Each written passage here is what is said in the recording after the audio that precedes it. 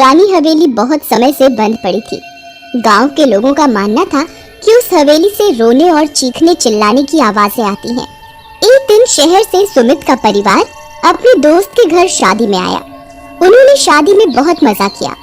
सुमित के बच्चों ने गांव की शादी पहली बार देखी थी। शादी खत्म होने के बाद मुरली उसे थोड़े दिन और रुकने के लिए बोलता है।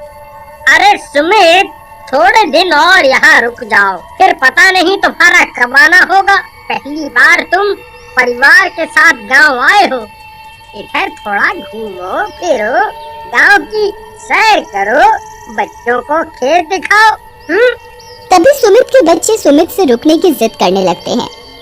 सुमित अपने बच्चों की बात मान जाता है और थोड़े दिन रुकने के लिए तैयार हो जाता है। ठीक है, मैं थोड़े और दिन गांव रुक जाता हूँ। ये सुन बच्चे बहुत खुश हो जाते हैं। इतने में मुरली और सुमित के बच्चे बाहर खेलने के लिए जा रहे होते हैं। पापा, हम खेलने जा रहे हैं।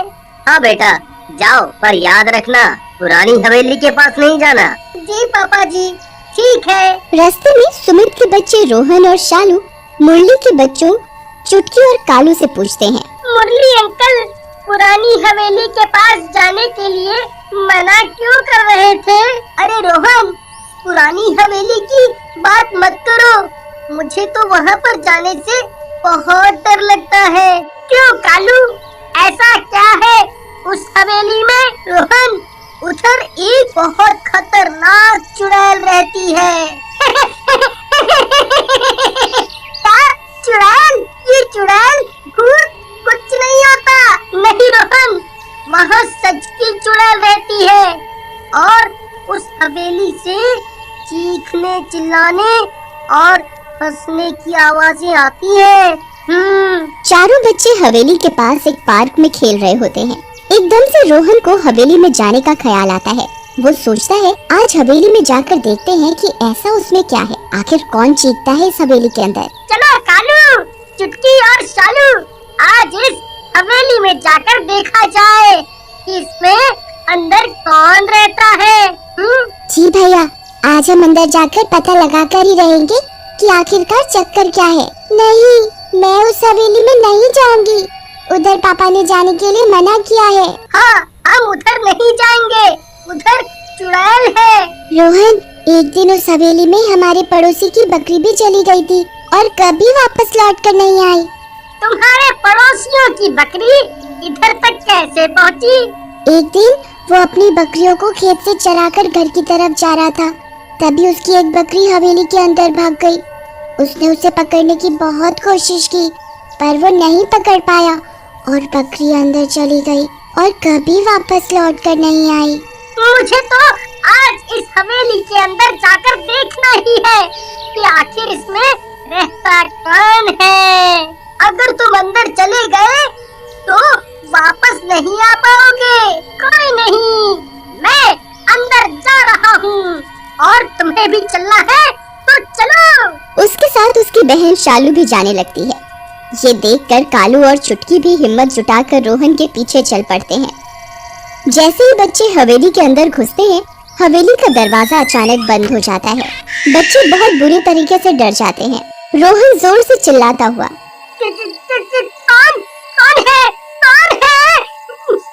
कौन है? पर उधर कोई नहीं था और बच्चे उस अंधेरी डरावनी हवेली में फंस जाते हैं। वो गेट खोलने की कोशिश करते हैं पर गेट नहीं खुलता। मैंने तुम्हें हवेली के अंदर आने के लिए मना किया था, तुमने मेरी बात नहीं मानी और देखो हम हवेली के अंदर फंस गए। भैया, अब हम भी और लोगों की तरह बाहर नहीं जा पाएंगे। हमें ये चुड़ैल अंदर अपने पास ही रखेगी और मार देगी। तभी हवेली में अचानक जोर से हंसने की आवाज आती है। बच्चे बहुत घबरा जाते हैं और रोने लगते हैं कि अब हम बाहर कैसे जाएंगे, हम तो अंदर फंस गए। तभी बच्चों को एक बूढ़ी औरत दिखती है। वो बहुत डरावनी सी दिख रही होती है। कौन आया है आज मेरी? अम्मा, हम इधर फंस गए हैं, हमें बाहर जाना है। चुड़ैल जोर जोर से हंसने लगती है। अब तो तुम बाहर नहीं जा सकते। जो एक बार इस हवेली में आ गया वो बाहर नहीं जा पाता, वो इधर का होकर ही रह जाता है। अम्मा, हमें जाने दो। हम सारे गलती से इस हवेली के अंदर आ गए हैं और ये रोहन और शालू तो हमारे घर छुट्टियां मनाने आए हैं। नहीं, मैं तुम चारों में से किसी को कहीं नहीं जाने दूंगी। तुम सब भी मेरी तरह अंदर बंद रहो और इस हवेली को और भूतिया बनाने में मेरी मदद करो। ये सुनकर बच्चे बहुत जोर जोर से रोने लग जाते हैं कि अब ये चुड़ैल उन्हें बाहर नहीं जाने देगी। अरे रो मत बच्चों, मैं तुम्हें कुछ नहीं कहूँगी। इतने में चुड़ैल का बेटा गोलू हवेली में हवा में घूम रहा होता है। अरे भैया देखो, ये हवा में कौन बच्चा घूम रहा है। ये देख शालू, चुटकी, रोहन और कालू के पीछे छुप कर खड़ी हो जाती है। ये हवेली में कौन आया है माँ? देख बेटा, ये तेरे जैसे बच्चे हैं। माँ, इन्हें बाहर मत जाने देना, मैं इनके साथ खेलूंगा। ठीक है बेटा। सारे बच्चे ये सुनकर बहुत जोर जोर से रोने लगते हैं। अरे रो क्यों रहे हो बच्चों, मैं तुम्हें कोई नुकसान नहीं पहुंचाऊंगी। नहीं, तुम हमें मार दोगी। मुझसे दूर रहो। तुम हमें बाहर भी जाने नहीं दे रही। नहीं नहीं, मैं तुम्हें नहीं मारूंगी। मैं भी यहाँ फंस गई हूँ और मुझे भी कोई मुक्ति नहीं दिला पाया, इसलिए मैं इस हवेली में भटकती रहती हूँ। तुम कैसे मरी? मैं तुम्हें सब बताऊंगी, तुम रोना बंद करो। बच्चे शांत हो जाते हैं। चुड़ैल अपनी कहानी बताती है। मैं और मेरा बेटा गोलू गांव में बड़े आराम से रहा करते थे। हमारे पास धन दौलत की कोई कमी नहीं। मेरा बेटा बहुत अच्छा था, वो मुझसे बहुत प्यार करता था। मेरा एक देवर भी था, वो बहुत खड़ूस था। उसकी हर वक्त निगाह हमारी धन दौलत पर ही होती थी। एक दिन मेरे देवर ने मुझसे झूठ बोला कि कुछ बदमाश मेरे गोलू को पकड़कर पुरानी हवेली की तरफ ले जा रहे हैं। मैं बहुत डर गई। मैं अपने देवर के साथ इस पुरानी हवेली की तरफ चल दी। मैंने यहाँ आकर देखा कि मेरे गोलू को हवेली में कुर्सी पर बिठाकर चारों तरफ से रस्सियों से बांध रखा है। तभी मुझे समझ में आ गया कि मेरे बेटे को मेरे देवर ने ही बांध रखा है और मुझे यहाँ धोखे से बुलाया है। मैंने अपने देवर से पूछा, तुमने मुझे यहाँ क्यों बुलाया है और मेरे बेटे को ऐसे क्यों बांध रखा है? मैं आज तेरे बेटे को मार डालूंगा अगर तूने अपनी सारी दौलत मेरे नाम नहीं की तो। मैं बहुत डर गई। मैंने अपने बेटे की खातिर अपनी सारी जायदाद अपने देवर के नाम कर दी। मेरी सारी दौलत मेरे देवर के नाम करने के बाद उसने मेरे बेटे को मेरी आंखों के आगे मार दिया। उसको मारने के साथ ही उसने मुझे भी मार दिया। तभी से मैं इस हवेली में भटक रही हूँ। मेरी और मेरे बेटे की आत्मा को शांति नहीं मिल पाई है। बच्चों को ये बात सुनकर बहुत बुरा लगा। बूढ़ी अम्मा, आप परेशान ना हो, हम आपकी आत्मा को शांति दिलवाएंगे। तुम कैसे मुझे शांति दिलवा पाओगे? कोई नहीं दिलवा पाया, तुम तो खुद अंदर बंद हो गए हो। अम्मा, आप हमें हमारे घर जाने दो, हम घर पर सारी बात बताएंगे और गांव के पुजारी से इस हवेली की पूजा करवाएंगे और आपकी आत्मा को शांति दिलवाएंगे। चुड़ैल साफ मना कर देती है और उन्हें बाहर जाने की इजाजत नहीं देती।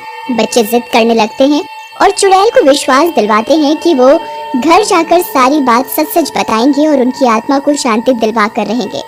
ये सुनकर चुड़ैल मान जाती है और दरवाजा खोल देती है। बच्चे घर जाते हैं और सारी घटना सच सच अपने पिता मुरली को बताते हैं। मुरली सारी बात सुनकर बहुत हैरान हो जाता है। तुम्हें मैंने मना किया था ना उधर जाने के लिए, तुम उधर क्यों गए? अंकल, मैं इन्हें जिद करके ले गया था। मुझे लगा ये भूत चुड़ैल कुछ नहीं होता। पापा, मैंने रोहन को बहुत मना किया था पर रोहन माना नहीं और हवेली के अंदर चला गया। उससे बचाने के लिए मुझे और चुटकी को भी अंदर जाना पड़ा। अंकल, ये सारी मेरी गलती है, मेरे चक्कर में ही ये सब हुआ। मैं और शालू जिद कर रहे थे अंदर जाने की। जी अंकल, हमें माफ कर दो। मुरली पहले तो बहुत गुस्सा होता है, फिर वो बच्चों की बात मानकर गांव में पुजारी के पास जाता है और उसे सारी बात बताता है। साथ ही वो उसे हवेली की पूजा और चुड़ैल की आत्मा की शांति की पूजा करने को भी बोलता है। पुजारी मुरली की बात मान जाता है और अगले दिन ही मुरली, सुमित और उसका परिवार हवेली की पूजा करते हैं। चुड़ैल और उसके बेटे की आत्मा को शांति मिल जाती है